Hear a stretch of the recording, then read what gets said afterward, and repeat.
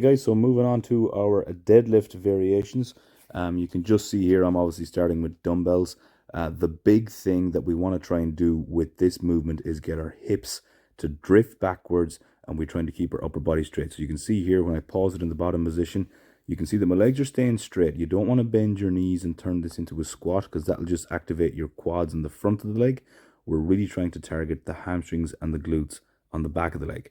Really important your back stays nice and straight when you get down to the bottom position, and then you're shooting your hips forward and squeezing your bum at the top. If I were to do this incorrectly, you can see here how my back is arched, so all the weight is now in my back as opposed to my lower glutes. So you want to make sure that those hips really drive out behind you and your head tilts forwards. Same thing with my bar, and you can see as well, notice how close that bar is to my shins. So the bar stays over your shoelaces right throughout the movement. You drive your hips back, small bend of the knee, but not dropping down too deep. A big difference between this and your squat is the height of your hips. You can notice how high my hips are here. Drive it back to the top. Really is a huge exercise for developing your hamstrings and glutes.